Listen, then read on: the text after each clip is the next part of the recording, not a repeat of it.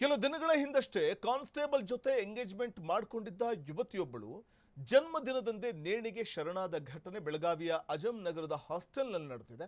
ಆತ್ಮಹತ್ಯೆಗೆ ಶರಣಾದ ಯುವತಿಯನ್ನ ಹುಕ್ಕೇರಿ ತಾಲೂಕಿನ ಕಟ್ಟಾಬಳ್ಳಿ ಗ್ರಾಮದ ಕಾವೇರಿ ಉಮೇಶ್ ನಾಯಕ್ ಅಂತ ಗುರುತಿಸಲಾಗಿದೆ. ಯುವತಿಯ ಅಂತಿಮ ವರ್ಷದ BSc ಪದವಿ ಓದ್ತಾ ಇದ್ದಾರೆ. ಕಾವೇರಿಗೆ ಕಳೆದ 3 ತಿಂಗಳ ಹಿಂದಷ್ಟೇ ಪೊಲೀಸ್ ಕಾನ್ಸ್ಟೇಬಲ್ ಜೊತೆ ವಿವಾಹ ನಿಶ್ಚಯವಾಗಿತ್ತು, ನಿಶ್ಚಿತಾರ್ಥ ಕೂಡ ಆಗಿತ್ತು.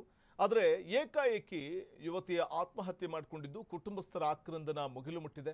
ಯಾವ ಕಾರಣಕ್ಕಾಗಿ ವಿದ್ಯಾರ್ಥಿನಿ ಆತ್ಮಹತ್ಯೆಗೆ ಶರಣಾಗಿದ್ದಾರೆ ಅನ್ನುವ ಮಾಹಿತಿ ಸಿಕ್ಕಿಲ್ಲ.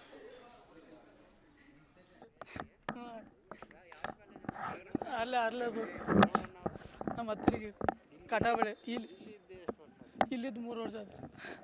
ಹಾಂ ರೀ, ನಮ್ಮ ಪಪ್ಪ ಫೋನ್ ಹಚ್ಚಿದಾಗ ಗೊತ್ತಾಗಿತ್ತು ರೀ. ನಂಗೆ ಏನೂ ಗೊತ್ತಾಗಿಲ್ಲ ರೀ.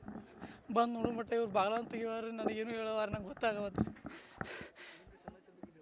ಏನು ಹೇಳ್ತಿರಾಗಿಲ್ಲ ರೀ. ಅದು ನಿನ್ನೆ ಎಕ್ಸಾಮ್ ಮಾಡೋದು ಉದ್ಕೋ ಹಂಗೆ ಹಿಂಗೆ ಅದು ಅಷ್ಟೇ ಬಿಟ್ಟು ಅಂದ್ಬಿಟ್ರೆ ಏನು ಹೇಳ್ತಿರಾಕಿಲ್ಲ. ನನ್ನ ಬಾ ಎಲ್ಲರೂ ಮಾಡಿ ಚಲೋನೇ ಇದ್ದೆ ರೀ. ನಮ್ಮ ಅಕ್ಕ ಬರ್ತಡೇ ಐತೆ, ಎಲ್ಲ ಎಂಗೇಜ್ಮೆಂಟ್ ಆಗಿ 3 ತಿಂಗಳು ಆಗಿತ್ತು. ಇವತ್ತು ಬರ್ತಡೇ ಐತೆ ರೀ. 3 ತಿಂಗಳು ಆಯ್ತು, ಫೆಬ್ರವರಿ ಆಗಿತ್ತು. ನೀನು ಮಾತಾಡ್ರಿ. ನಮಗೆ ಪಪ್ಪಾಗನೇ ಇದೆ, ನನ್ನ ಜೊತೆ ಚಲೋ ಮಾತಾಡ್ರಿ. ನಾವು 4 ಮಂದಿ. Kaveri Naik BSc final year ಓದ್ತಕ್ಕಂಥ ವಿದ್ಯಾರ್ಥಿನಿ. ಅವಳು ಸುಸೈಡ್ ಮಾಡ್ಕೊಂಡಿದ್ದಾಳೆ.